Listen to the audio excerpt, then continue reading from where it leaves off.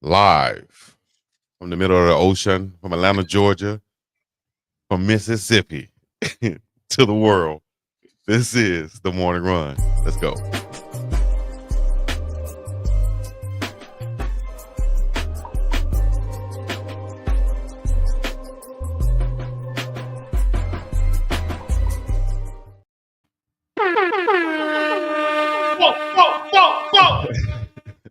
We got your favorite cousin, Dukes of Scoop, in the building. I'm your first cousin, Big Dog Chico. We got everybody's Uncle Neely right there in the mix. Our early morning. That's how I welcome Chico in, dude. Just set something up, Chico be false flagging on every episode, so I just try to make it flagging. False flagging. I got a story about false flagging, but we'll get into that after we talk about. We already. I ain't hear that in a while. False flag is 1636? But I digress. We will talk about some college basketball, some upsets, some big time rivalries. Making a note. Please make a note. False flagging story. We're gonna get that one. Oh man. Bless it, Hart. Juju Watkins, Dawn Staley in South Carolina, 71 game home win or winning streak is down. We're going to talk about that, but let's get into the All-Star game in the format. What do you guys think? Draymond Green's comments. Also, is LeBron James selfish for sitting out the game and not letting the commissioner know early enough to get a replacement in? Because there's some guys that's probably deserving of that spot. Let's get right into that. Draymond Green's comments. What do y'all think? Go ahead. Oh, you want me? All right. Yeah. Hey, man. Draymond gonna Draymond. Just when you think, Draymond's a lot like Chico. Now to think about it, it's gonna come out. Like just when you think they can save that story to off air, it's gonna come out. I was so proud of Draymond when they asked him about Jimmy Butler joining the team and being another alpha, quote unquote, alpha male in the locker room. In as much as Draymond did a lot to talk about Draymond in that situation, he did say, "Look, I'm going to follow Jimmy Butler. I'm going to follow Steph." And he, what's that? We good? Yeah, we good. We good. Okay. And he went out of his way, to say, "I'm third on this team. I'm following those guys." And I thought that was very magnanimous of him.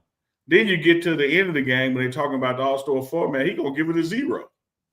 And the problems I got with that 0, Dukes of Scoop, is Draymond. You and your brotherhood, this generation of NBA players, are the reason the format got to keep changing. Y'all the ones gonna be playing hard. So he throws these jabs, to suggest that, hey man, this is crap. I don't like this. But you're part of the reason it had to switch because of lack of hustle, lack of effort, lack of defense, lack of intensity, lack of wanting to be there. It was just odd to me, man. I thought the format, was something on paper. I was like, man, what the hell is this? But when I saw it executed, I think it did create some extra energy. I think it did create some extra bounce. Probably need to take the game to 50 or 60 because these guys with a three-point line can score so easy. Something we talked about, Dukes, when we were picking who was going to win. When you got a team full of shooters and you're going to 40, it ain't nothing to hit a couple threes and already be there. So does it need some tweaking? Yeah, but overall, I got to disagree with Draymond. I don't give him no 0 at all. Yeah, I mean, to your point, Draymond, that like this generation, I saw a clip of an All-Star game where Orlando Blackman hits the free throws at the end, and that game was so hotly contested, right? Where literally he got fouled by 3 people to be stopped from winning the game. Bro, they bet and it wasn't like a foul like, oh, I'm playing lazy defense. It was a foul like, bro, we don't want to lose. And there wasn't no money on the line. It wasn't like all of this other stuff that it's going to take. But so Draymond, who's an influential player, you will want to, instead of just saying it's a 0, why wouldn't you go play defense in the All-Star game when you made it? You know what I mean? Or get your guys around you to say, hey, man, we're going to take this serious. And if they don't play serious, I don't care if we cool or not. We're going to beat them 200 or nothing. We're going to make somebody play defense. Like, let's think about this. Let's say we playing a friendly game of basketball. And just like at family reunion, and then you get one of the uncle or one of the cousins that starts playing defense too hard, then what they do? Oh, he want to play for real. All right. You'll take the shirt off or take the jacket off or change the shoes or whatever it takes. There's something that has to be done in order for this game to be competitive. I think that they're on the right track by trying to be innovative and trying to do something different. I think the only thing that I didn't like was the layover between if a team won, they had to go wait 45 minutes and get back ready to play again. I think that's the only thing I didn't like. If you could find a way to incorporate more, and the only thing that made the All-Star game bad is that the players in it didn't want to do it. That's it, 1,000%. So, and if guys are taking load management during the season, what you think they're gonna do with the All-Star game? So I think it starts at the top. Potentially, it's an opportunity for fans to see the best of the best play together. Why would you want to rob them of your best? Maybe we get something where if people are worried about injuries, maybe it's a thing where you can do like what Coach Prime did, where you had Travis and Shedeur go play in that bowl game and say, we're going to get you a very lucrative insurance package.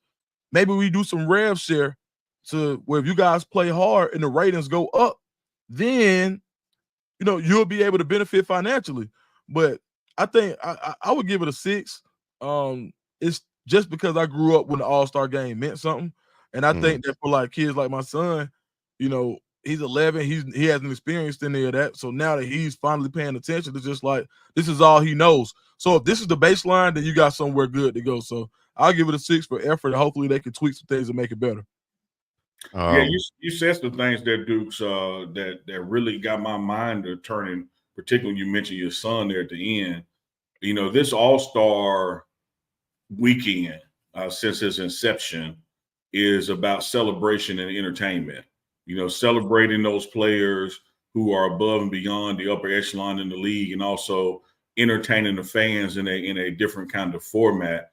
I think everything needs to be on the table to make changes with this thing. I think this was a step in the right direction. I mean, think about the NFL All-Star game. Hell, it takes place when the season is over. It takes place leading up to the championship, which is the Super Bowl, and all the players participate in the All-Star game that weekend. They're going through some changes. I just think whereas the All-Star game that you, I, and Chico remember would love to have that back, I don't think that's a reality. I don't think it's coming back.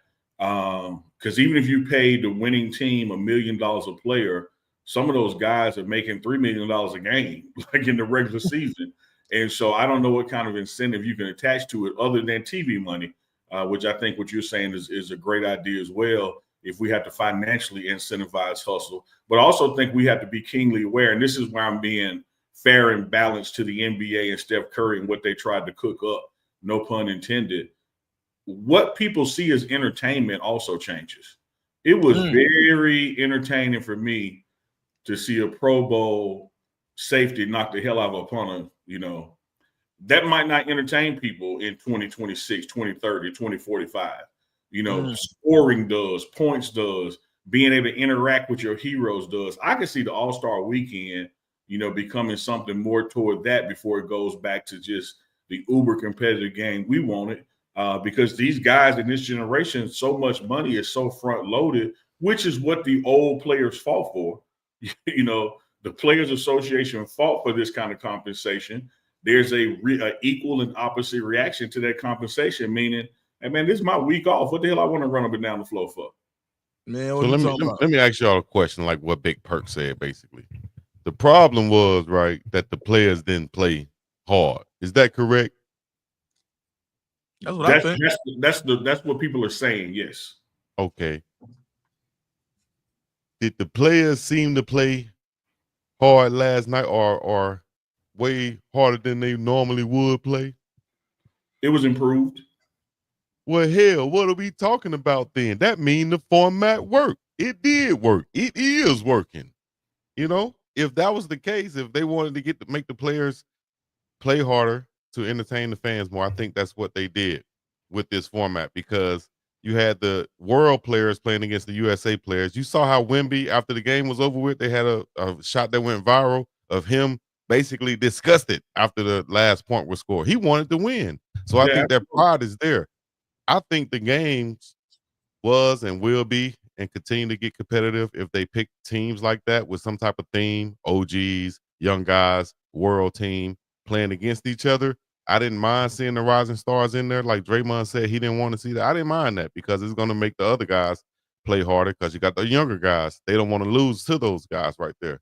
Yeah. So at the end of the day, if they play harder, that was the goal. I think the pride is going to eventually come. But here's the thing. All of that extra stuff with Kevin Hart and all the other things, we didn't need that, dog. And I think it goes back to what Duke said, 45-minute wait and stuff. All of that extra antics and, you know, I don't think we needed that. You mentioned it. Let me stab this thing with two different knives. First knife is what you said about the format working. You know, I led off saying I believe it's working because it was an improvement. You saw intensity, you saw effort, you saw not wanting to lose. You even see Kevin Durant arguing with a ref about a call he didn't get. All that stuff is what you didn't see. Now, let me also say this. When the All-Star games were 92 to 88, I liked them. When the All-Star games were 150 to 149, I didn't have a problem with it. You know, so I wasn't against the run up and down the court, running and gunning, because hell, it's entertainment and we there to celebrate and be entertained. Having said that, if you are going to switch up the format, this looks like even after 1 year is trending in the right direction. But what I absolutely hated was that break between games. Hell, me and Chico were able to do Uncle Chico live. It was taking so damn long while the All-Stars playing. And what that does to the athletes, that's increasing the chance of injury because your body get cold, you're not stretched, you're not warm, you're not ready to play. If you're going to have that kind of distance between games and have a tournament format, start All-Star weekend on Thursday. Let like the skills challenge be Thursday, the dunk stuff be Friday, and then the first round of the tournament be Saturday and the finals be Sunday. And let me tell y'all this, and y'all can get mad. Chico, you might not want to be on screen with me because I know you try to hide when the bullets come flying. Oh, Lord. I ain't never laughed at a damn thing Kevin Hart has said. Damn, dog. I'm put you on screen by yourself. Yeah, put me on screen by myself. Pew, pew, Kevin Hart, he's shooting at you. Pew, pew, pew. If he wasn't short, he wouldn't have a career. Like it's all based off self-deprecating humor, you know, and like to stop the game 45 minutes for his takes. Like, come on, dog. Yeah, and then it was some times where he didn't even know what to say or what was going on, and then he was doing something that kind of, to me, degraded the game by saying, "Don't shoot another three. We got all these big men shooting 3-pointers." That's what the game is nowadays. That's going to happen. During a live portion of the pregame, they got Tyler Hero there, who had just won a 3-point contest. Kenny Smith asked him something. Tyler Hero gave like a dry answer. Kevin Hart gonna stop the production, go like, but we don't need to have him on camera no more. Like he ain't ready for the camera. Like, exactly. Dude, this the damn face of the NBA for this weekend. He just won a 3-point contest. What are you doing? He's clearly not ready. He's clearly not understand how to speak. And yeah, I was like, damn. He doing some Uncle Chico right there, ain't he? He with the shit. Come on now, dog.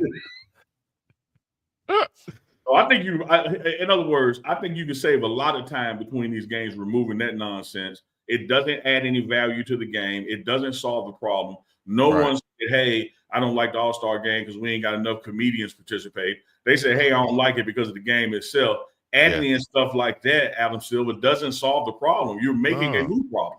I would have rather see the game just go back to back like you would see on the basketball court. Like, you know, you might see a little bit of guys come in and warming up, but other than 2-3 minutes, the game started. Next one up.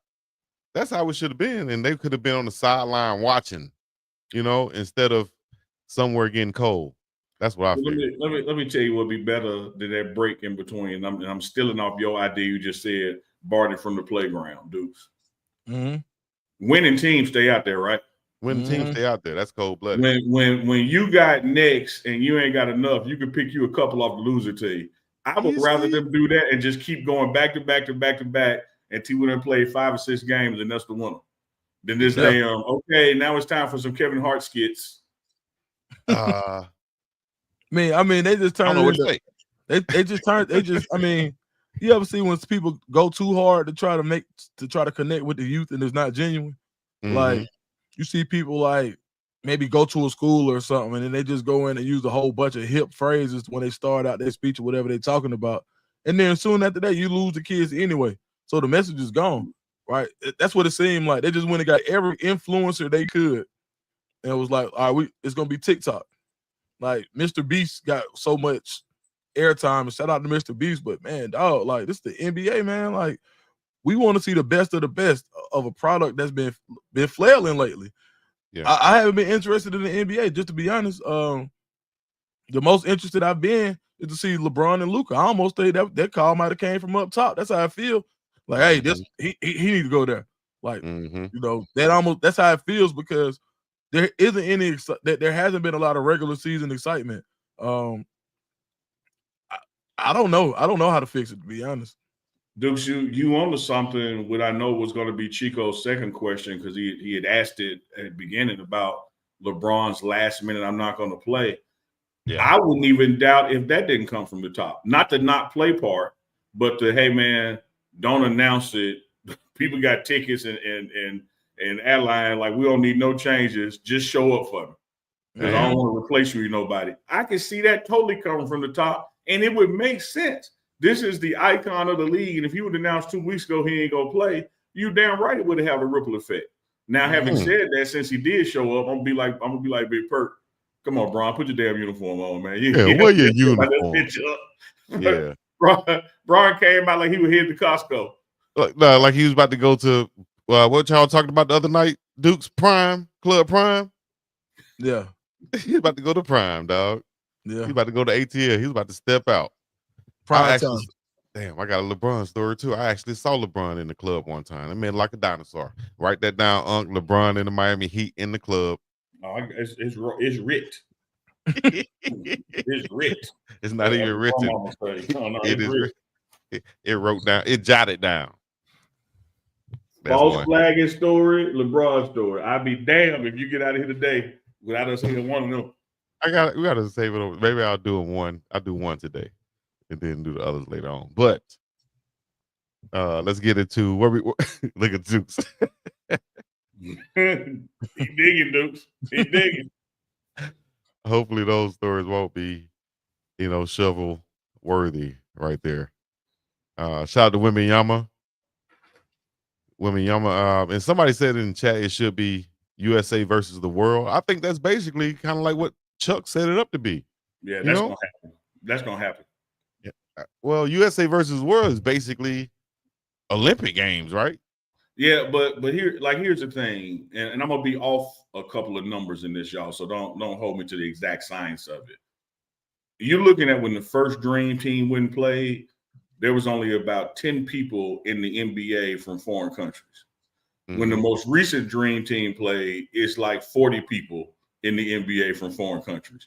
Mm-hmm. You literally have enough right now, parity-wise, international, that you can field an international all-star team for the NBA versus a national all-star team for the NBA. And that could be one of the games or the main game. 20 years ago, you couldn't have done that. Now you can, and the skill set is there where it would be a competitive game. And so, you know what? That's going to happen. And they would have pride to play. They won't want to lose. Let's go, Luke. So Luka at the point for the international team. Who the best international point right now? Shai Gilgeous, SGA. Yeah, it's SGA. SGA at the 1. Where you going at the 2? I will have to pull up the list, but where I'm going at the 2, gosh. Can you go Luke at the 2? You go Luke at the 2. There you go. Boom. You can go Jamal Murray. You go. He's Canadian too, right? But I would go Luke at the 2. All right, Luke at the 2. 3. I would go. You can go Giannis, Wembanyama. You can go a lot of people. You got Giannis. Let's go Wemby at the 3. You got Wemby. Yep. Wemby at the 3. Giannis we at the 5 4. names right there, right now starting. Yeah. So imagine this: if they says, you know what, we're gonna be on the team, it's gonna be who you said at the point? SGA. Luka, Wemby, Giannis, and Big Boy Joker. Yep. That 5, bruh. You wouldn't pay. I would want to see them play the national team. I would tune in to see that. That's like the Olympics. It's like an all-star Olympic game, something that we'll never see again.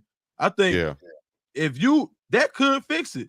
And if they set out to say, we're gonna bust y'all, we're gonna beat y'all, I think it will make the American players, the national team, want to play harder. I think that's how if I would have any vote on fixing it, that's how I would fix it.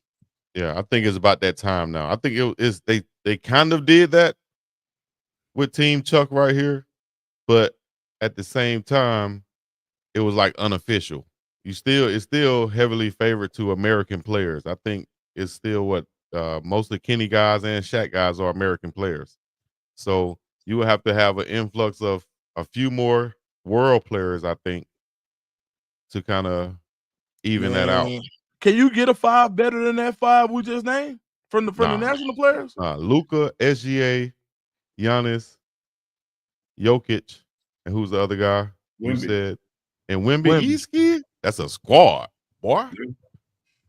Yeah, and you can round out some bench players with guys who just have international ties or international players themselves. Hell, we got we ain't mentioned Bol Bol. We get Bol Bol out. Bol Bol out that thing. My boy Bol Bol. Bol Bol. That's Shaq. Yeah, I've been telling you guys Bol Bol is my guy. Shaq introduced himself as Bol Bol's manager. Bol Bol's manager. Hey, I'm Bol Bol. Are you not entertained? I don't know if you saw when Wemby had dunked it from about 4 or 5 feet out, and he was like, Bol Bol can't do that. He finally said it. Like, Bol Bol can't do that. Man, y'all better stop underrating my dog Bol Bol. Bol Bol is gonna have a chance. Why did Bol Bol game not translate the way it should have? I think I said this earlier, and that's why we had the video. Bol Bol is like Travis Hunter because I think the right coaches haven't given him the chance or the opportunity to go out there and just do his thing. How's he like Travis Hunter? Yeah. Because I don't think Travis Hunter, without being with Coach Prime, who understood how to utilize him and maximize his abilities and wasn't afraid to keep him on the field for those snaps, wasn't on a pitch count. You know what I'm saying? He understood what it took to do the things that Travis Hunter did this year. And that's why he wasn't, his growth wasn't stunted because of that, because he had the Coach Prime as the coach. Had he had somebody else at the coach, I guarantee you they would have been, he can only play 45 snaps here and 30 snaps there. That's what I'm saying. So there's a coach in the NBA is going to understand that Bol just needs to get out there and play in this role, in this position, maybe the 6th man, and he's the main scorer. Maybe he gets with a guy like LeBron and it works out. That's what I'm saying. He got to get in the right position with the right coach and he'll flourish, in my opinion. I like that. I get that analogy from a coach having to have the acumen to know what he has and how to use it. I understand that. I grew up, man, I ain't have a damn hammer. You can just turn the screwdriver around and use the hammer to nail something in. It wasn't effective, but you got the job done. But when you know what you're doing, you have the right tools, you can use the right tools for the right job. Because without Deion Sanders as his head coach and allowing Travis to be Travis both sides of the ball, Travis doesn't win the Heisman this year because he would just been a receiver or a DB somewhere else. But Prime knew how to coach him and let him be who he is. And what you're saying is that's Bol Bol's problem, is that the people coaching him don't know how to let him flourish and be who he is. Wow. That's my deacon right there. My deacon for over 37 years. Deacon Reverend Neely. We appreciate you. That's right. That's what Prime called me. He called me Deacon Neely. Deacon Neely, man. Deacon Neely of the Church of the West Baptist AME, first and third Sundays only. I don't know what we're gonna do with them, bro. Well, crazy, man. Yeah, crazy. That's hell.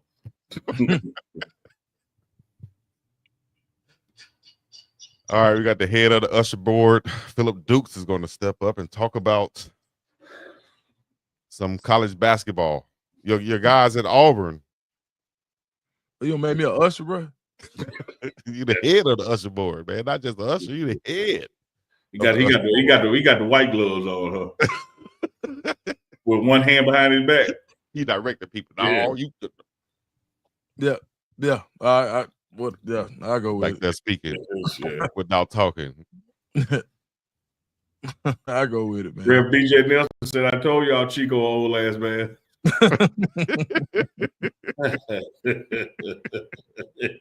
Shout out to Real BJ Nelson, man. That's my dog.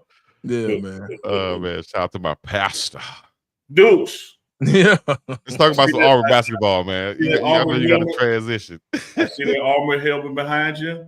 Yeah. Just like we talked about on You Tell Me, SEC got some powerful basketball going on, man. Auburn #1, Alabama #2. Auburn took out Alabama this weekend. Yeah, 94-85 in Tuscaloosa. Yeah, they call it the IBOB, Iron Bowl of basketball. Big time matchup. You saw two, and like we always say, one of the most cliche things to talk about in previewing games is styles make fights, right? Well, our Alabama, as most people know, they don't shoot the mid range. They shoot threes and play defense. They run and shoot threes. And for Auburn to have a team where their best player is a traditional interior player in a lot of ways. One of the few guys that you see that can walk it in from the 3-point line and back you down. And Janai Broome, who may be the best, who probably wins the Naismith this year. I just think that Auburn did what they've been doing all year, which was they get timely baskets from an explosive point guard. And when they need a real basket, a turn you, burn the clock type deal, they've got what you call a 4-minute offense in football, where it's like, you know what, we're going to milk the clock. We up 10. We're going to make sure we don't lose this game. Alabama, however, has such a quick strike offense, right, where they'll literally, they scored 10 in a row in less than 30 seconds, 10 points. They were down 14 with 6 minutes left. They come back, and they're down, what? I think they were down 4 with under 4 minutes left. Like, they went crazy. So I think a really statement victory from Auburn. But here's the gotcha. You got to run it back next week. The second match in the Iron Bowl of basketball will be in the jungle, Auburn's home arena, Neville Arena in Auburn. I think Auburn's going to be favored in that one. I think Alabama have a chip on their shoulder, but I think right now with another quadrant 1 win, I think Auburn, they would have to literally lose maybe 5 out of the next however many is left to not be the #1 overall seed. Yeah, and you probably want to add another matchup to that. When you say they're going to see them again next week in Auburn, probably going to see them after that again in the SEC tournament as well. And so this budding basketball rivalry ain't going nowhere. And a lot of these teams, man, even with the loss, are still going to be high seeds in March Madness because they have been that dominant this season that you're going to have some cannibalization where they take each other out. Kind of what happened in the Big 12 of football getting toward the end. Everybody was in the top 20 till they start playing each other. And when you play each other, hell, somebody got to lose. But as high as the Alabamas and the Auburns are, and even the Tennessees are, a loss along their road is not going to damage their seeding too bad. They're just looking upside down with no shot. So I can't wait to see them do it again, man, this time in Auburn's house. Yeah, for sure. I think it's gonna be fun, and where Alabama really scares you is, man, the way they shoot the ball. They had Aiden Holloway had a really bad game. He was a very focused on player as he transferred from the Cardinal sin in the Iron Bowl is leaving Auburn to go to Alabama or vice versa. So for him to be a 5-star rated point guard coming in, leaves Auburn after year 1, ends up at Bama. It's gonna be a rough time for him in Auburn, but I think he's going to be the catalyst for this game because he makes – when Mark Sears gets hot, you know what happens. But when Aiden Holloway gets hot and you got LeBaron, when you have those 3 on, I don't think there's a team in the country that could beat them because they could beat you from so far out. So I think Aiden Holloway is going to be the X factor in that game, and I'm curious to see how he performs back in Auburn for the first time. Shout out to my dog, Ben Obamanu, former Auburn Tiger on the football field. Ben ended up going to Alabama to get his law degree. So from Auburn to Alabama. Also, dudes, I wanted to ask you about the big man, the big lefty, Janai Broome, 19 points, 14 rebounds in the game. Can he continue that dominance at home versus the Crimson Tide once again? Yeah, I mean, ain't nobody stopped him all year but an injury. I mean, I think Janai probably about 22, 23 years old. He's got a grown man game. He comes back every year, and he's just another product of NIL because in previous years, he would have had to leave early, whether he had a second-round grade or not, because you got to go get that bag. Well, now he's probably going to make more. He probably made more money this year than he's going to make any of the years on his rookie deal. And you can see see it come to fruition as he's balling. The Naismith Player of the Year. What would you think a Player of the Year is worth when you talk about financial ramifications as far as the collective goes? And everybody knows Auburn's collective is not stingy. So I think that's another product Auburn's team in another way where we always talk about the parity in basketball, how the SEC has taken that next jump because you're able to get more transfers to shun the traditional blue bloods of the Kansases and the Dukes and all of that and come to a SEC school. Well, another unintended, I guess, effect of the NIL is, and it probably wasn't intended, was to keep guys who would usually go to the NBA combine and just go. You're keeping them in school. And if you look at Auburn, that's a senior-laden team. They got a point guard, but there's a bunch of 22s and 23s on that team. So I think that's why they've been successful. And to answer your question more succinctly, I think Janai Broome continues to do what he's been doing all year. They like even when he had Alabama's big man one-on-one, he took him to prison. Like, I mean, we call it basketball. They say, bro, he got him in jail down there. Same thing, man. Call help. Yeah. What Auburn say? Yeah. One more shout out to my former classmate, another one on Auburn's bench, Coach Robert Allen, doing this thing. I think he just joined Coach Pearl's squad this year or last year. So shout out to Coach Robert Allen. Man, you got to come back and go through a game, Chico. Man, one day. One day. I was that close on Auburn, dog. Shout out to Doc Robertson, Auburn great. Back when they had Damian Fishback. Remember Fishback? He used to shoot that thing. Chris Porter and them. Yeah. What did he say when you shot at Chico? That's like he used to shoot it. You know that. No, what you say? What you say when you released that thing? So you're gonna go all net, baby, way downtown. Bang it on him like a cripple or blood. That's how you shoot that thing. Well, you go to false flags again. False flagging, cuz. Just a matter of time. Ladies and gentlemen, I tell you who's not false flagging. Who that? That's my homegirl out there on the West Coast doing her thing. Juju Watkins. He's scared. Juju. Man, that girl cold-blooded, man. In the words of Rick James, I'm talking about for real. How good is Juju, Dukes? If you seen her game, like she did something no one else has done before. I think they said in college basketball, period, 38 points. I think she had 14 rebounds, 8 blocks, 7 assists. She was going crazy out there. Yeah, she the best. Freshman too now. She the best, dog. It don't get no better than her. Now, Juju a sophomore, ain't it? Yeah, she played last year.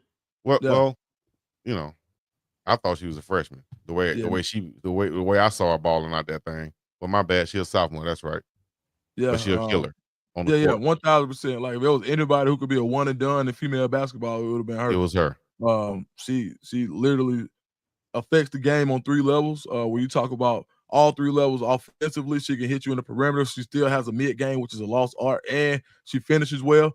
Plays tenacious defense on the perimeter, as well as going to be able to contest shots, whether it's in the paint or on the outside. So a great passer. You can run your offense through her, or she could be the person who you want to take the last shot every time.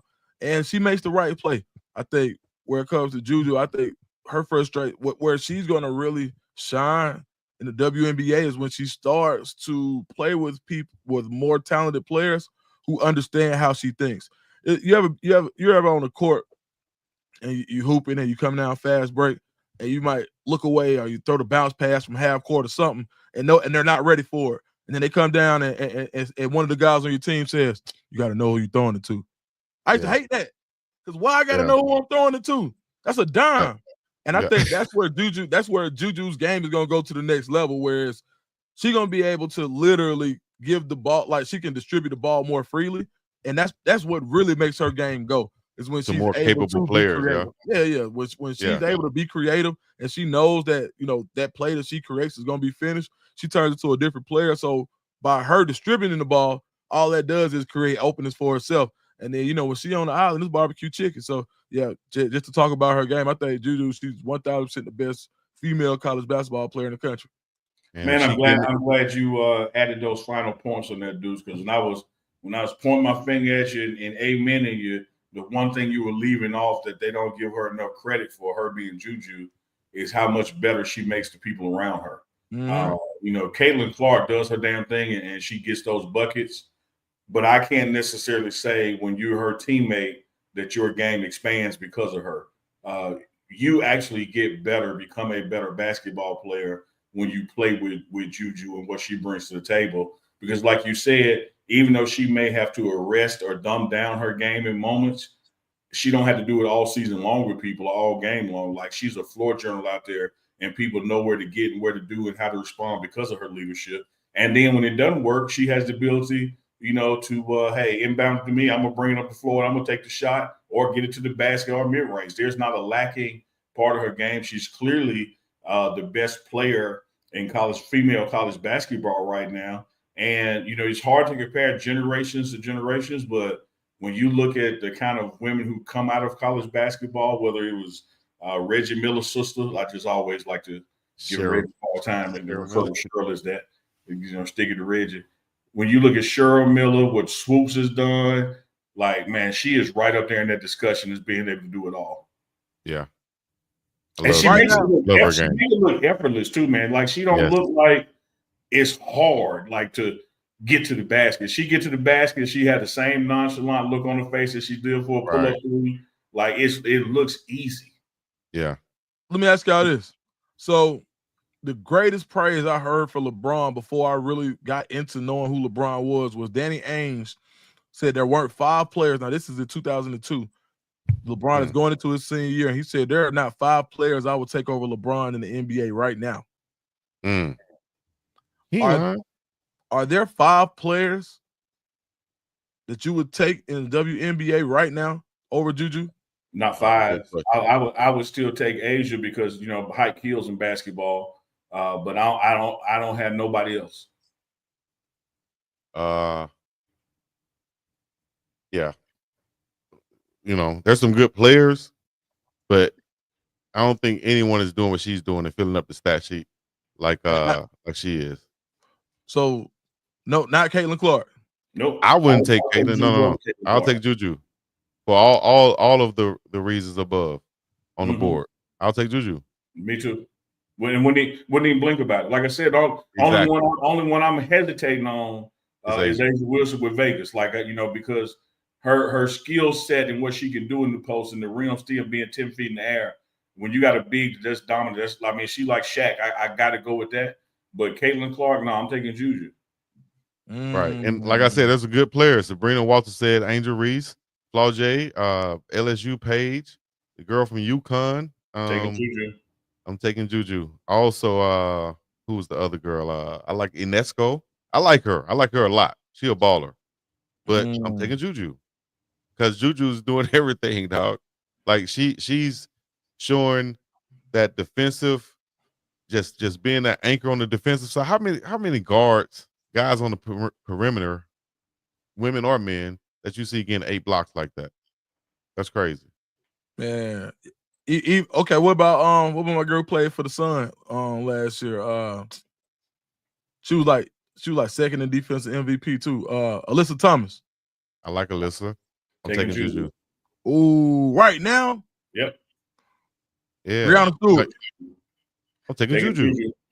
Ooh, really? I like Brianna. I like Stewart. You asked me could I name 5? I can only name 1. I'm taking Asia. That's it. Other than that, everybody else in the WNBA right now to me is second to Juju. Y'all sleeping on Caitlin. They said Caitlin Clark, cold-blooded. And I like Caitlin. She's gonna bring the fanfare. Now, if you're a G, what Juju do? Right, I think so. I don't think so either. If you're a GM, Dukes, you're gonna take. Now you got to think about the fans coming and everything. Now Caitlin Clark is down there like. You put that in, you're gonna go Caitlin Clark. You gonna go Caitlin? I think Juju has the ticket sales and jerseys and asses and seats. We still in America in the Great White Hope. The same thing with that dunk contest. That's gonna put asses in seats. Yeah, man. I think basketball wise, you could still argue or go Juju. I wouldn't be mad at it. What about business wise? What about Fifi? The Feast of Collier, Minnesota. Juju. Boy. Like a good neighbor, Juju is there. Then Juju on a damn State Farm commercial. Yo, man, that's cold-blooded, man. I'm thinking Watkins. From what I've seen, I haven't seen anybody fluent like her. You name me 5 that you would take ahead of her. Man, Asia first and foremost. I think right now, what's called Brianna Stewart cold, bro. Like Brianna cold. Brianna Stewart really cold. Like she played D. Like, you know, I like Jewel Lloyd, to be honest. Like so you tell me people you like, but you ain't saying you would take them. If I got to win a game right now, I go Asia. I'll go Brianna. Definitely go Alyssa Thomas. That's 3. Me personally, I can't argue with those though. Me personally, I like Chelsea Gray, to be honest. Like, so I'll take Chelsea right now. That's 4. What Chelsea averaging? Give me one more. Then I'll go Nafisa. Fifi. Well, right now. You officially named 5 that you would take over as a job well done, even though I believe you're lying on 3 of them just to be like Chico. Nah, man, like only reason is like I've really had to I had to watch the WNBA for this program I was in, and I didn't realize what was out there. So it's like sometimes when you don't understand it, like Kayla, man, really and truly, like right now, of course you take Kayla Clark, but like, so my thing was Caitlin Clark. And man, shout out to Mia Berry of Anscape, man. She literally sat me down. She did a lot of HBCU work. You probably know Mia too.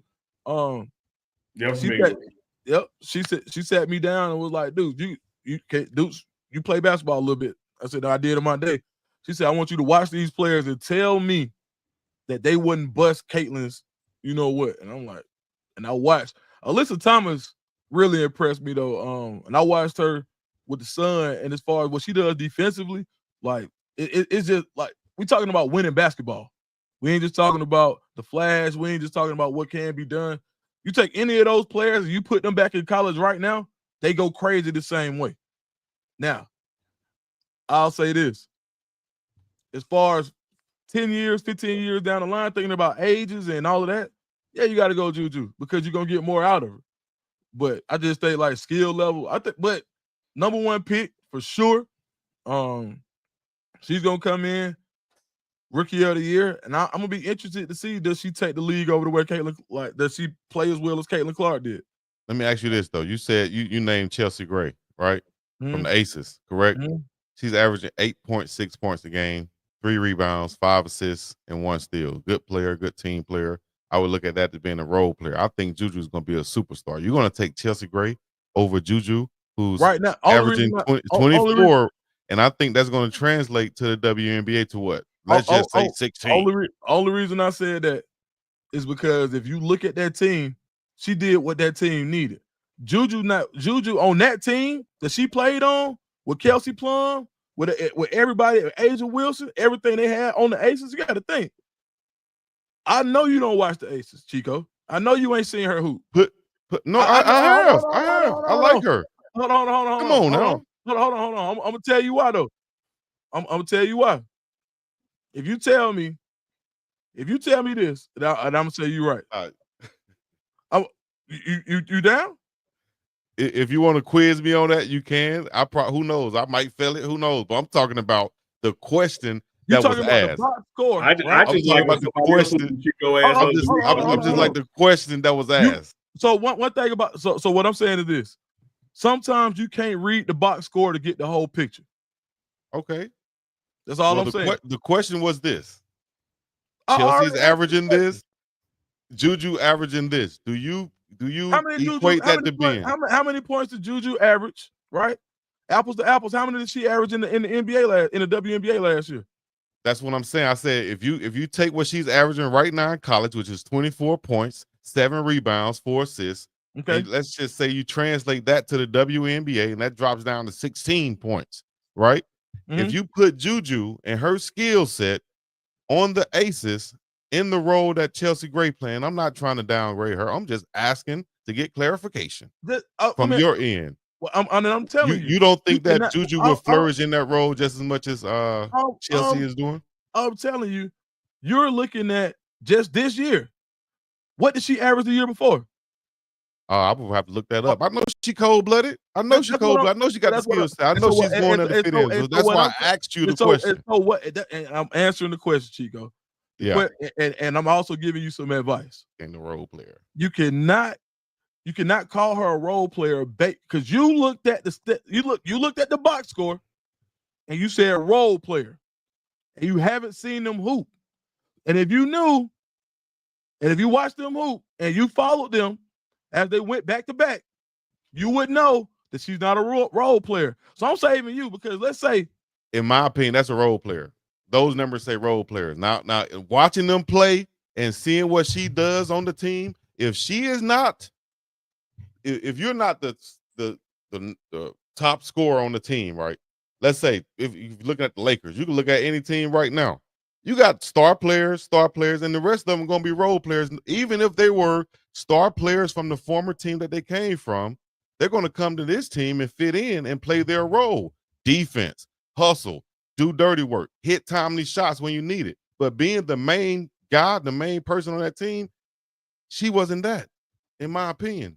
And I feel like if you put Juju in that role, Juju will still average double digits in points. That's what I feel. She would be one of those star players on that team. She would be like Kobe to Angel Wilson, Shaq, in my opinion.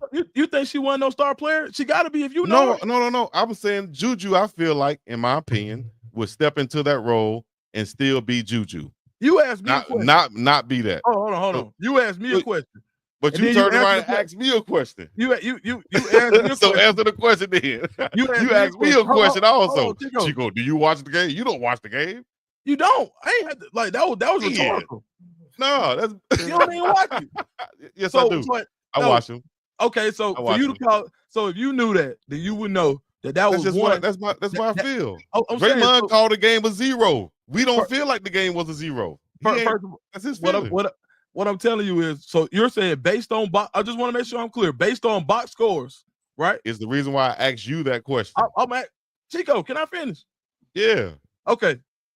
Based on box scores alone from this year, not career, not anything else. You said last year that that Juju would have performed better than Chelsea Gray in that same role, same amount of minutes, the same games. Actually, I asked you the question, but you asking me, I feel like yes. I feel like Juju skill set, the type of player she is, and is not taking anything away from Chelsea Gray. I just feel like Juju's mid game, her offensive ability would be more of a threat than Chelsea Gray's offensive ability on that squad, in my opinion. She play? Who Gray, 2 guard and small forward, right? On that squad. Man, she really the facilitator. So the point. She's the facilitator, but she's averaging what, 5 assists. I think Juju can average 5 assists too and average 15 to 16 points. Hey man, listen. That's all I'm saying. I asked you the question. When you look at everything that she's done, bro, if Chelsea Gray, so do you not think she's a top 10 player in the WNBA? I think she top 10.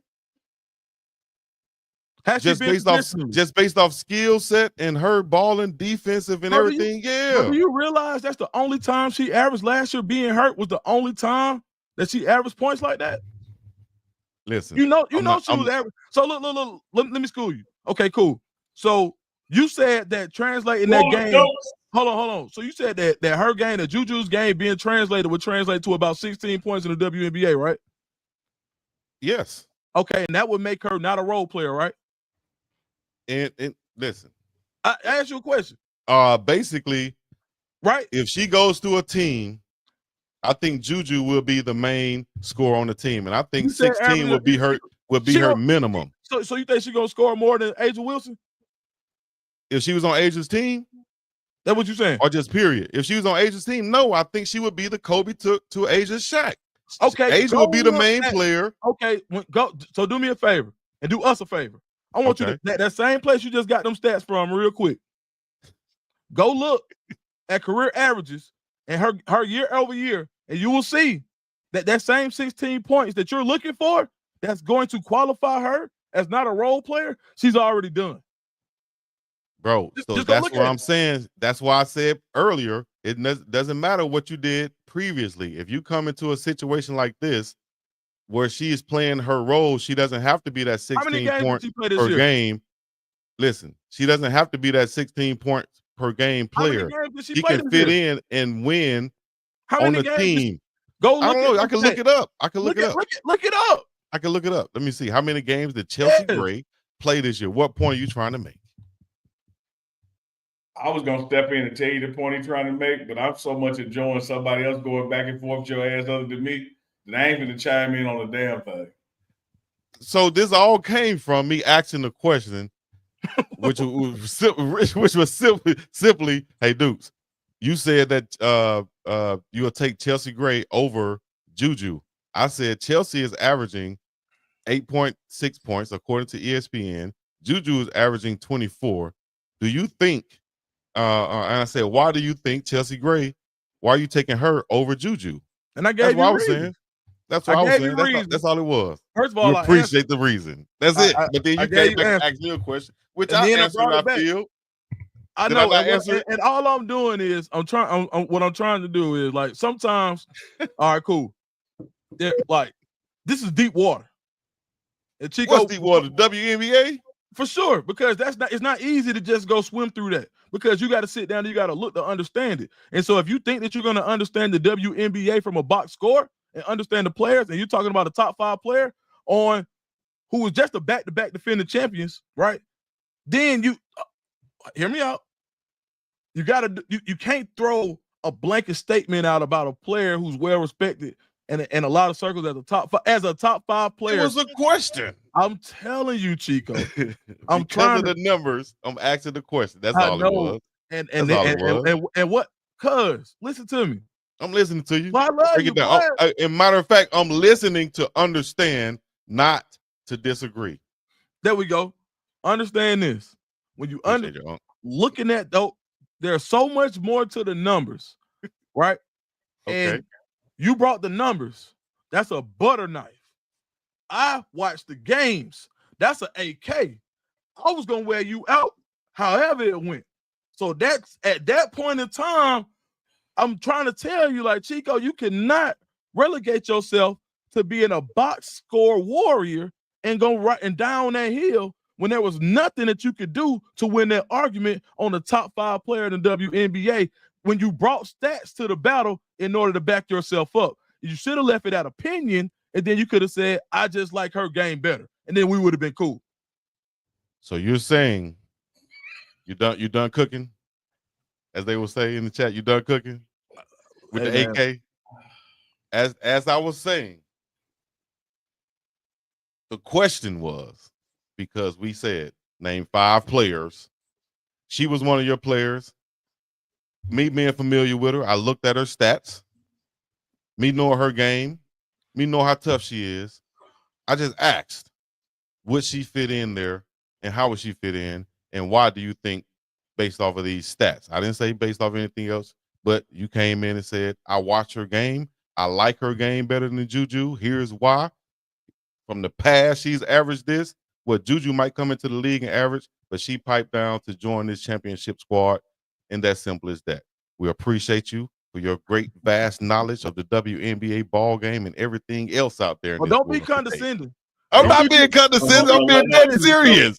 Chico, why I gotta be condescending because I'm saying it? You see what I'm saying? Hold on, Chico. Come on now, I say it quiet. I say it quiet. Dukes, I say it quiet. First, let me say this. Let me give a shout out to Reef. Let me see. Big Reef in the chat. Because Dukes fried Chico like bologna. Dukes is fried Chico like the bologna when you got to let it pop up in the middle. And then you put them little slices on the edge and make that bubble go down. Reef, I'm with you. That was Dukes, I just want you to understand, because there's a couple times, Dukes, you and I, we'll hop on Friday morning, and me and Chico has just done a Thursday night show, and you can feel a little tension in the air. Now you know. Now you know. Why? Now you know what it's like. All from a question. Hold on, Chico. Difference of opinion. That's crazy, Chico, dog. That's crazy. But that's what we're here for, Coach. That's what we're here for. Hold on, Chico. I ain't said nothing about no difference of opinion. I love the debate. I love both of y'all's points. But here's where the challenge comes when you debate Chico. As he starts to erode, he's going to say he was just asking the question. That's all it was, though. Come on, man. He actually took a position. And then here's what makes it just triple worse. I had to take a position. Chico, dog. It's just like ahead. Duke said, can I talk? Let me put you up here. just like Duke said, can I talk? He gets to the end, and because he the producer and got all the sounds and all that kind of stuff, he gets to the end, and right when he's finna move on to another subject, he give you a condescending ass compliment and say he ended it that way. Come on now, dog. We appreciate your little insight and your little opinion. See what I'm saying? Yeah, Mister. I watched the WNBA. Great job, dude. I do watch WNBA. No. I'm not gonna sit there and watch every game. No, I didn't. Chico, let me tell you I'm this. familiar with the Chico, for real. question. That's why I ain't trying to rehash that whole conversation. I think y'all did a wonderful job on the morning run. Nobody, even the WNBA deep dive like y'all just deep dive. They need to get on board with y'all. Let me tell you this. When you look at box scores, this is what Deuce is trying to say. You got to understand, like, for the year, how many games somebody played, how many shot attempts they have, et cetera. It's got to be apples to apples. Do I expect Juju to come to the league and average more than 8 points a game? Absolutely, I do.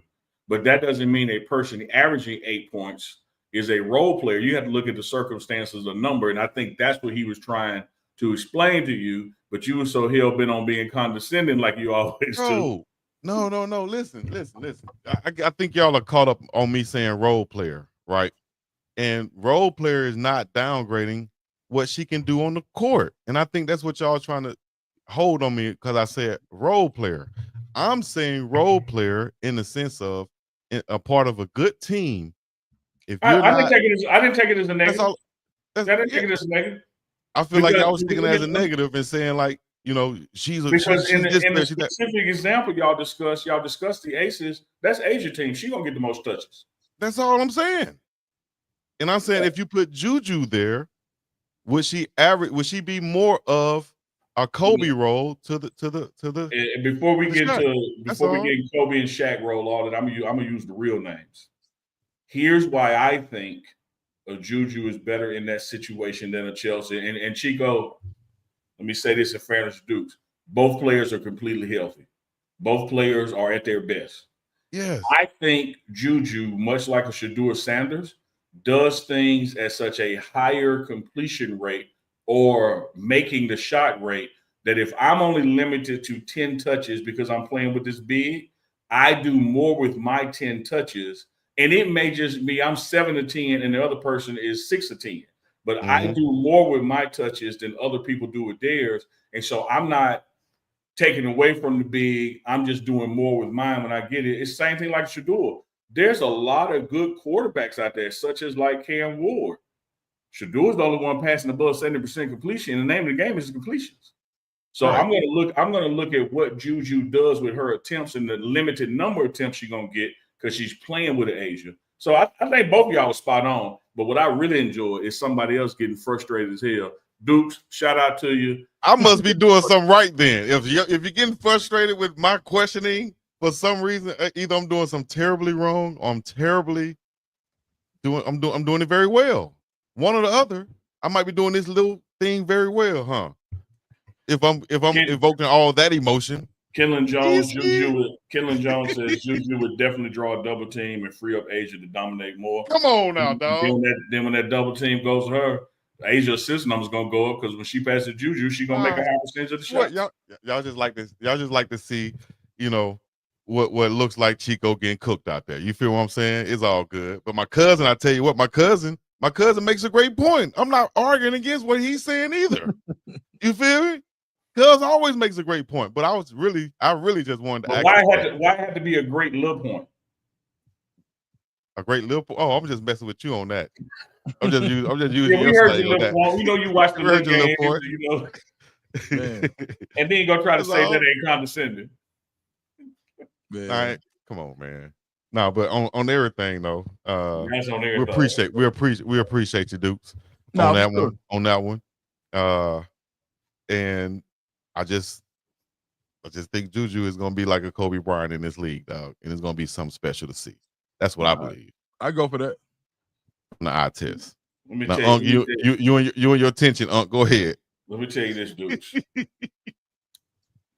You have to understand, Dukes. I'm trying to tell you this, Dukes. I'm trying to pour into you, my bro. I got just a few short years on you. I'm trying to keep you from getting as gray as I got, as fast as I got there. I see your gray coming in, but I'm trying to slow it down. Here's what you got to understand about life, Dukes. And this applies to Chico now and your frustrations with him. Dead people don't know they dead. Dumb people don't know they dumb. Chico don't know he Chico. What do you mean, Neely? Dead people only impact the living. Dumb people only impact smart folks. And Chico only impact us. Chico don't know he knocking over shit when he walking the road. He is totally unaware. He just broke that vase. And he just knocked over the coffee table. He just walking. And we like, hey, Chico, watch out. He's like, oh, what? And every time he turned, he knocked something else over. And he said he just asked the questions. No, mofo, you're tearing up the damn roof is what you're doing. But he don't know it. So that's why I just like, what I do with Can I just use that same analogy when talking about you last week, Uncle Neely? I just push everything against the wall and let Chico run around the room because he gonna tear some shit up when he walk about. But he don't even feel it when he do it. Here's the crazy thing. That's what my grandma used to say about me right there. My grandma used to say that, damn, this boy tears up everything. Out here in Hawaii, they say he parts Samoan. Now, I ain't never met your grandma. We know the same conclusion. Man, chill out, man. God dang. Chat talking about barbecue Chico with the burnt ends. That's Reverend BJ talking too. Reverend BJ. Burnt ends is good. Nah, man, honest to goodness, man. It's just one of those things where it's like, all right, look now. I get it. I understand. But you can't relegate, finals MVP, all WNBA. Like she really and she doesn't. And this was the point. And I say why I did speak the way I did speak was because when Caitlin Clark got all of that, people thought at first I thought they were just hating on Caitlin Clark, right? But they really had a bone to pick because it was like, bro, we really out here giving folks work and nobody knows our names. Yeah. And that's not, and so it's two-pronged because that's not the fan fault because I didn't know. I only knew Caitlin Clark. I literally got a crash course in all of this last year. So, of course, you know how it is when somebody go learn something new. They can't wait. I've been waiting on this moment. But outside of that, but I will say to your point, though, Chico, it ain't real. I mean, bro, like, that's like me going to watch baseball. Like, I don't watch baseball like I used to, right? So I can go look at the box score and say, well, this guy's hitting 220. Like, that's horrible. But in our day, right, 220 was horrible.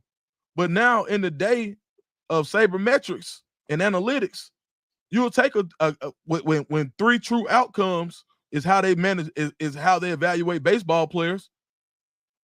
Now 220 ain't looked at so crazy. If you go back and look, and I don't mean to pivot too far, but if you go look at how many baseball players it was hitting above 300 in the year 2000 versus how many hit above 300 last year, the number is totally different. And so my whole thing was opinions based on box scores have to come with context. That was the overarching, I guess. The context was she's playing with players that average more. Chico, the context was I said role player with the aces. And what if I said this? You say you just got a crash course this past year. What if I said this? I've been watching WNBA. You be telling a story. Dukes. Let me tell you what I learned, brother. Let me tell you what I learned. When you get leave it at that, man. That 20-minute mark in the debate with Chico, he gonna get the last word. Just let him have it. Say okay, because he gonna get the last word. No, that ain't no lie though. I've been watching WNBA. That ain't no lie. Chico, before Caitlin Clark, before Angel. Hey, Chico Dukes, I tell you what I'm gonna do. That don't mean I know more than Dukes. You feel me? That's like saying I've been taking algebra longer than Dukes, but he coming out, he actually take it serious. Chico. And he learned more than me. I can't sit here and say, well, I've been learning it more than you. You feel me? I'm going to say, okay, you know, okay. Chico, I'm sure one thing we know about you in algebra, algebra got letters in it, so we know you ain't learned that because they be having A, B squared in it, so we know letters. Anyway, Chico, I appreciate that sound, man. Chico, let me do your job. Let me do your job for a second. You here with me. And we had another segment we got to discuss, so let's do it like this. Yukon goes to South Carolina, Dawn Staley's crib, and it was straight belt to ass. That's giving South Carolina 3 losses on the year, first home loss in 70-plus games. Do we have something to be concerned about with the Gamecocks win another championship? Is Neely not a point guard since he took over and made that pass to keep facilitating, keep us going right now? See, was that a role player type situation, or was that I had to step up? I'm just messing with y'all, man. Come on. No, I had to step up. I saw a job that needed doing because the man that's supposed to do the job wasn't doing it, so I had to step up. And I think Juju would be cold-blooded in that role right there. But I'll just play. Come on, dog. South Carolina time, man. Yeah, South Carolina for real though. South Carolina, that's 71 game win streak at the crib. Dawn Staley, of course, my homegirl in them. What's the deal with them Dukes? Are they in trouble? Yeah, I mean, when you get a team that comes out and shoots it the way Yukon did, you can't afford to go 3 for 17 from beyond the arc. And if you notice, a lot of the times in South Carolina's run, their arch nemesis has been they can't shoot the ball from distance. Usually they've been more of a blue collar team. They always gonna have like those big 6'8", 6'7", 6'6", and they got in trouble when teams were able to outshoot them. So that's another. When you saw Yukon, particularly this year, had only been shooting like 26% against ranked teams, and they come out there and shoot 50% against South Carolina. It was a recipe for disaster. Once they got up like 14, 15, it was over. Fudd had 28. I mean, they literally beat South Carolina in a way that you have to beat them. So I think that does that say that South Carolina can't win another championship? No, it don't say that, because if South Carolina is shooting at a better clip and, you know, a team isn't having, that's the best shooting night Yukon damn near had all year, especially had against a ranked program. So when you talk about all of the factors that had to happen for that result to happen. So I'm not sure if you play that game 10 times that Yukon wins 8-7 times to say, oh, South Carolina's completely out of it. I think it'll be competitive next time. I actually think they're gonna see each other again in the tournament. Uncle Neely? Yeah, I like all that. I was just waiting on you to call my name, dog, because I didn't know if you were going to mention Juju again or something, because you can't leave him alone. Yeah, I like all that, Dukes. I haven't hit the panic button, but I will acknowledge this. Texas ain't BSing, Yukon ain't BSing, LSU ain't BSing.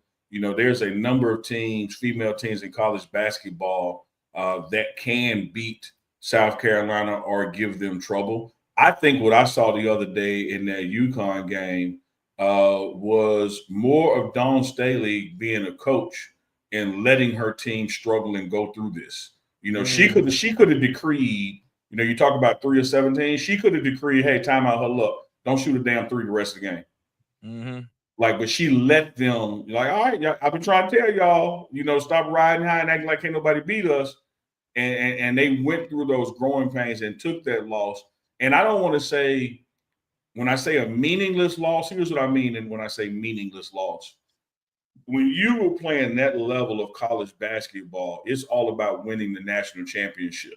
And so you got to get any flaws in your system, any lack of confidence in your system, you got to get that out before one and done starts. Mm-hmm. So in a one and done scenario, this loss cost them nothing but some mystical home game winning streak. But the growth that they're going to have from it going through the tournament and knowing that, hey, we can't just keep firing up threes. We got to get back on defense. We can't have stupid fouls. These folks is almost like what the Philadelphia Eagles I'm forecasting are going to experience next year. Now everybody want to beat you. Everybody bring their best at you. You're now the measuring stick. You're just not somebody else on the schedule they're playing. They want to have great games against you, and they want to take you out. Everybody does that. And so when you look at all this game film you got, you look at how Dawn is able to rotate, there are really no more surprises out there. And I'm with you now.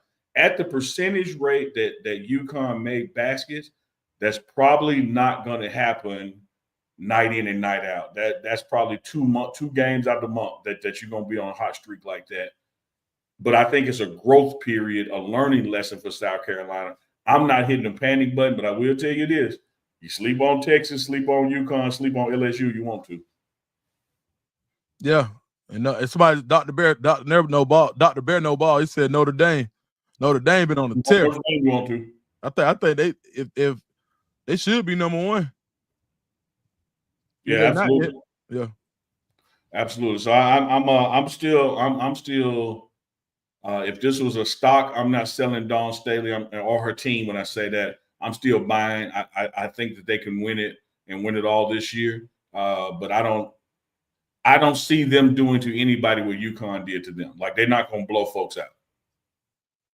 Yeah. But she has demonstrated she knows how to come back from 10 down, 8 down, and still win games. So I'm still with Dawn. Agreed. Chico, you want to mention Juju again? Just like for no reason. If Juju was on South Carolina, if Juju played with Dawn, I ain't gonna say nothing. Y'all just keep watching Juju. I'm a big believer, in her.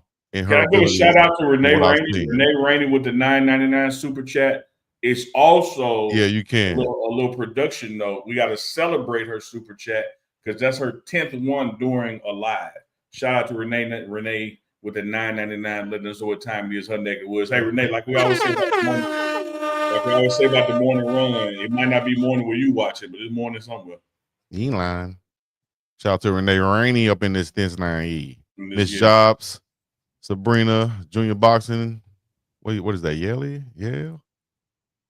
How you pronounce that? Was that a purse or a lock? What you looking at, dog?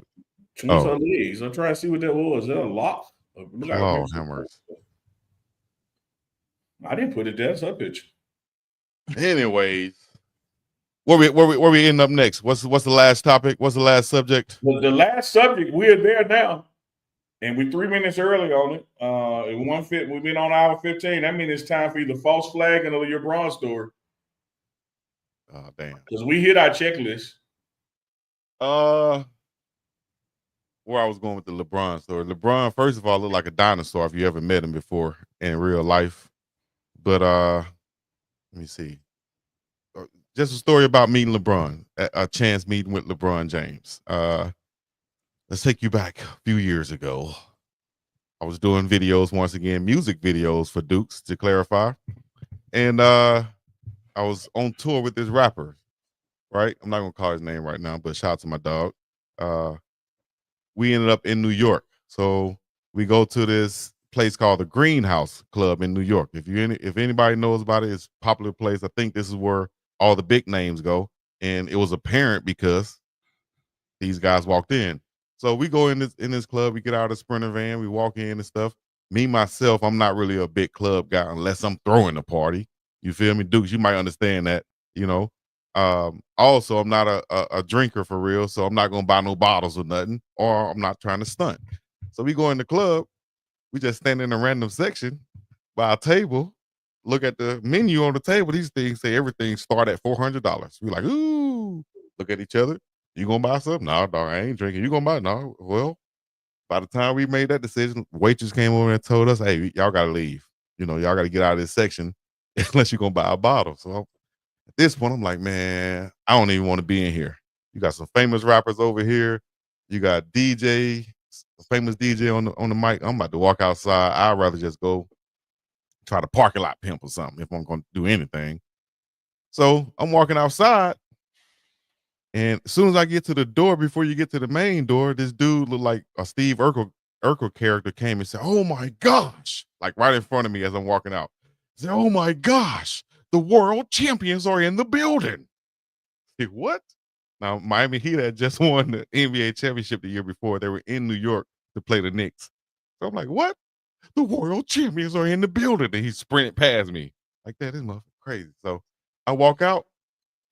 I see a line of tall dudes. First person I recognize, Mario Chalmers. Then D Wade. Then such and such. Then Haslam. Then I see that's LeBron James. Shake their hand, shake Chalmers. Y'all gonna laugh.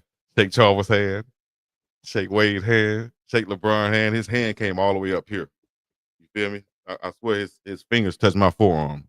So after I dapped LeBron up, what do y'all think I did? You think I walked outside? You think I turned around and act like I was a part of the Heat? Oh, you definitely went back in with them act like you was part of the Heat. Yeah. I said, I turned around right behind Big Haslam, got on my tiptoes and walked right back up in that thing, baby. I'm with the Miami Heat for about a good 10 minutes. You feel me? Party with them in VIP, Dwayne Wade and them. When I felt everybody looking at me like, what the hell going on? Who is this guy? I politely exited myself and got up out of that thing. But long story short, your boy met LeBron James, Miami Heat right after they won the championship and got me a couple party moments in there with them in New York City. So that's my story of meeting LeBron James. And right at the hour 15 mark. Lord. Perfect time. I close it out? Okay, great. We appreciate y'all checking in. Too much. Huh? Without really hurting yourself. Like normally Without hurting myself. Yeah, normally your stories, do you in, but you didn't do anything wrong with that story. I kept some self-respect, some dignity. Yeah. I'm gonna leave false flagging story for what's this Monday for Wednesday. False flagging might be a little bit different, but we'll get into that later on. For your favorite uncle, the badass Uncle Neely, or should I say everybody's uncle?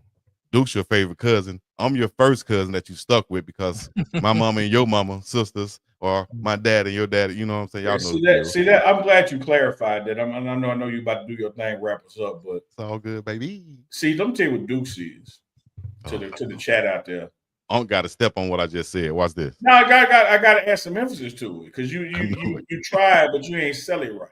So let me sell it. Okay. Duke's is really your play cousin. Let me tell you why play cousin is important. You chose your play cousin. This is who you want to be related to.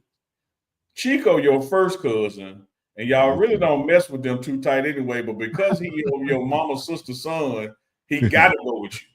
Yeah. She said, y'all take him with y'all. Yeah, then you like, damn. But like, you introduce Dukes as your cousin, even though y'all ain't got no blood relation. This you my cousin. Because y'all grew up together. And yeah. Really what you see is the first cousin. Yeah.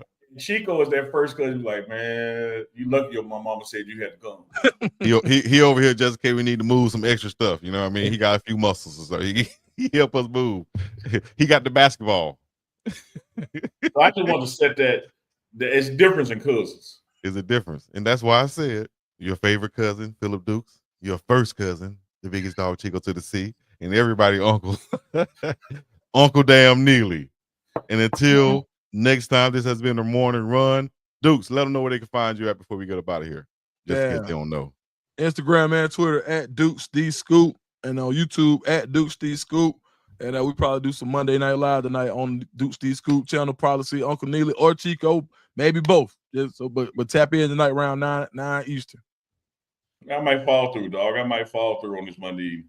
Man, so I appreciate it, man. I'll come through if I'm welcome. You know what I mean? A lot of times I just show up to the party, get me a plate, and then hey man, man, you definitely me up out of that thing. Hey man, like, dude, hey, so the other night, man, I had came off my drinking fast, so I got my Tito's. Man, Chico came on there. He in the car. I'm like, where you finna go? I'm finna go get some sushi. So first thing I'm thinking about the group chat. I'm like, but then I said, you know what? Oh, yeah. So I said, you know what, man? Let me ease up off of them. But then I told him, like, pause. Then I told him, hey, Chico, you can come on back home, man. Come on back over to stateside, man. I mean, literally, I was like, Chico, come on back, man. We missed you over here, dog. Chico said, I ain't going.